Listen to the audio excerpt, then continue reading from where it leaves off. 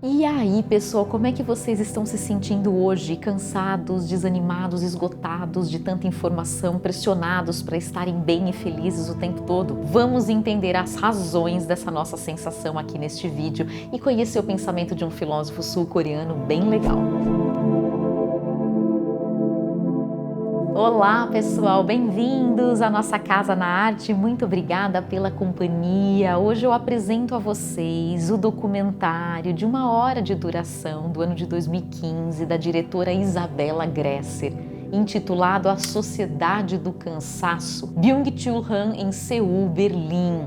Esse documentário é para fazer jus a uma obra que tem se tornado muito importante nos últimos anos e que traz à tona as reflexões filosóficas de Byung-Chul Han, e ele aparece no documentário em muitas cenas circulando por Seul, na Coreia, e por Berlim, na Alemanha, já que ele é radicado na Alemanha já há muitos anos. Foi lá que aconteceu a sua formação em filosofia e é hoje lá em que ele leciona as suas aulas na universidade em Berlim. Byung-Chul Han define a nossa sociedade hoje como uma sociedade do cansaço. É dele a expressão, e essa expressão dá título a um dos seus livros mais conhecidos. Depois desse, em que ele ganhou mais visibilidade, vieram muitos outros. A Sociedade do Cansaço foi publicado originalmente em alemão no ano de 2010 e recebeu uma tradução para a língua portuguesa em 2017. Nós encontramos nessa obra um retrato de uma sociedade cansada, de uma sociedade esgotada, também chamada por ele como uma sociedade do desempenho, que na verdade se diferencia da sociedade anterior, que era conhecida como disciplinar, da repressão e do controle, aquela que tanto interessou, por exemplo, a Freud na psicanálise, porque ele buscava entender os motivos das proibições, das repressões, dos recalques, enfim, e dos traumas psíquicos dos seus pacientes. Também Michel Foucault, que é um nome recuperado e muito citado pelo Byung-Chul Han em seus livros, foi um filósofo francês que também, à sua época, ainda no século XX, tentava pensar essa sociedade tão disciplinar e do controle. E Foucault, em Vigiar e Punir, por exemplo, traz à tona essa reflexão sobre como nós tentamos lidar com o que é diferente, segregando e separando determinados indivíduos, por exemplo, como os doentes mentais, os presidiários, os loucos nos manicômios, em instituições e em espaços de clausura, que seguem uma lógica do panóptico. O que é o panóptico, que havia sido inclusive proposto por Jeremy Bentham, um jurista inglês,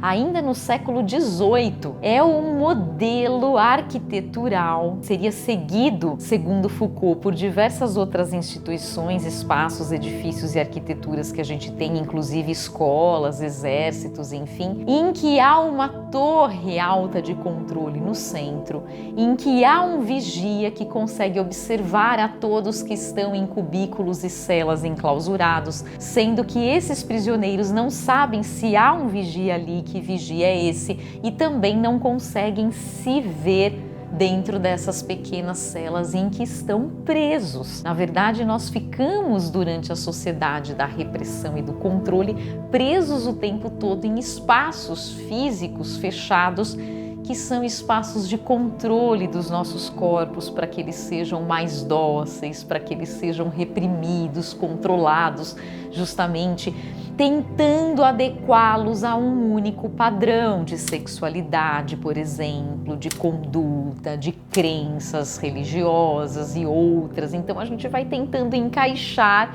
e criar categorias que sirvam como as categorias exemplares, referenciais, e tudo que não se encaixa nessa categoria justamente vai ter de ocupar outros espaços que não são os espaços públicos, em que há uma circulação maior de pessoas. pessoas. Então você vai considerando esses indivíduos como escória, e essa escória deve ficar presa, enjaulada, encarcerada, por exemplo, ou algo assim. Lutamos muito pela nossa liberdade, contestamos esse modelo, quisemos já ao longo da história abolir determinados padrões e tentar viver uma variedade maior de comportamentos, de formações de família, formações de casais e assim por diante. E até no mercado de trabalho também, na nossa vida profissional, tentar seguir outros contratos que são mais flexíveis, enfim, para que os nossos comportamentos pudessem se adequar a uma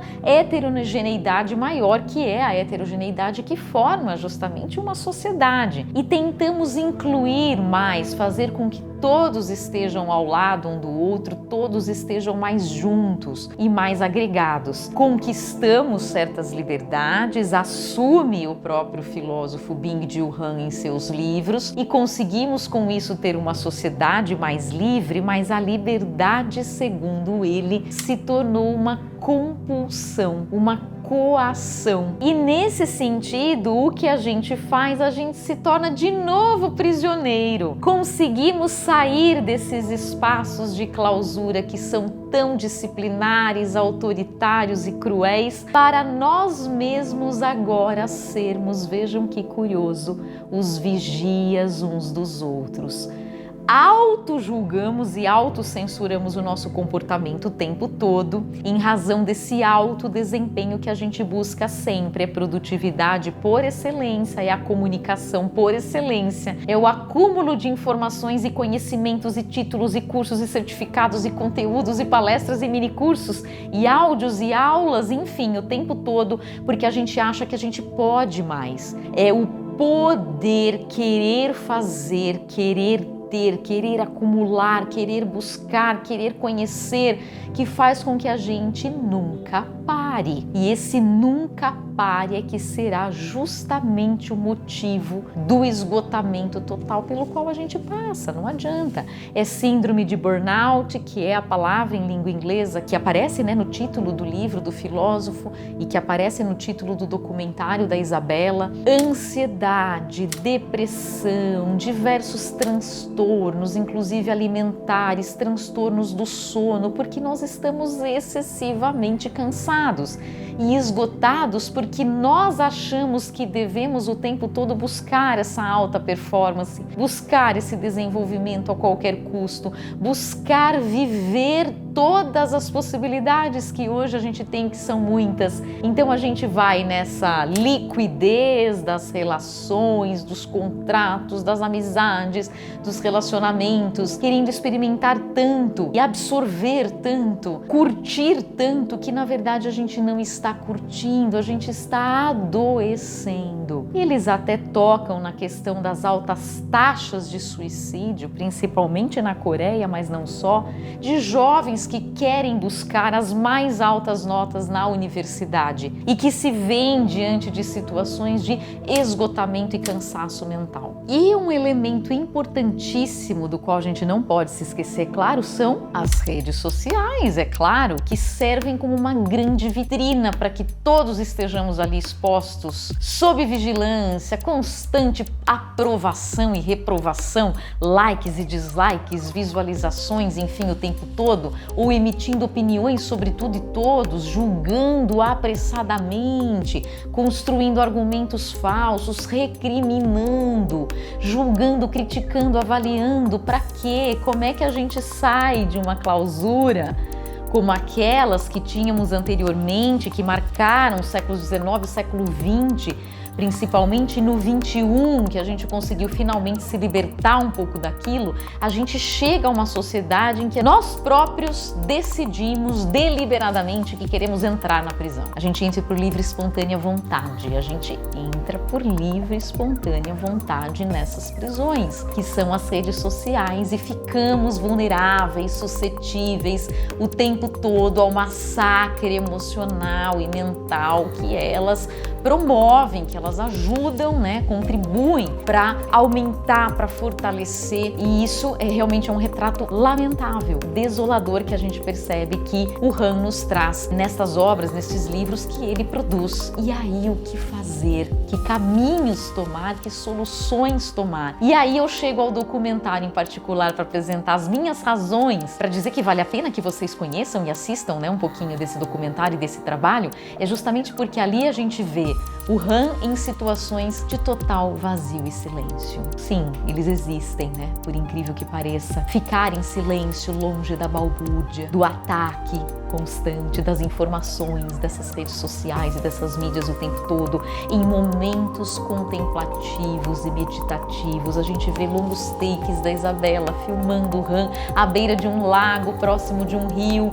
em Seul, em Berlim, em espaços que ele frequenta, dentro de um cemitério, em frente aos túmulos dos irmãos Grimm, por exemplo, na cidade em que ele trabalha, ou do filho do Hegel, que é um filósofo alemão que ele também, claro, homenageia, venera, enfim, momentos em que você faz a sua introspecção, se encontra mais consigo mesmo e não está se mostrando para ninguém, porque a gente não precisa se mostrar para ninguém o tempo todo e ficar se exibindo o tempo todo justamente nesses espaços digitais que a gente criou aqui, que são as nossas verdadeiras prisões, que exigem o tempo todo a métrica, o desempenho, a performance e assim por diante, mostrar que você está bem, que você está feliz, que você está lindo e linda. Não é disso que a gente precisa tentar, e aí ele tenta com a sua filosofia, porque diz, é papel do filósofo, sim, no finalzinho do documentário, chacoalhar um pouco. É papel do filósofo não só diagnosticar, não só relatar, não só mapear, mas fazer com que as pessoas, claro, saiam um pouco do seu comodismo e entendam o que elas precisam fazer. O documentário da Isabela também é muito bonito porque mostra uma sobreposição de imagens bem interessante, em que há alguns desenhos mostrando as pessoas dormindo no metrô. Em qualquer lugar e cantinho em que elas encostem, elas dormem. Elas estão esgotadíssimas e há muitas cenas de desenhos com cenas reais que a Isabela mostra nesse documentário bem interessante. Vale a pena que vocês conheçam e vale a pena que vocês também se inscrevam aqui na Casa na Arte. Deixem o seu comentário a este vídeo, porque eu gostaria muito de saber se vocês já passaram por uma situação de burnout, de ansiedade, de cansaço extremo, de depressão ou qualquer outro problema e síndrome que seja muito sintoma dessa sociedade do cansaço e do desempenho tal qual o Han nos apresenta. E se sim, conta, relata, desabafa, diz o porquê, como é que foi, como é que se superou. E se não foi com você que isso aconteceu, certamente você conhece alguém, algum familiar, algum amigo que já passou por uma situação dessas. É só nos dizer aqui, tá bom? Nos encontramos no próximo vídeo. Até lá!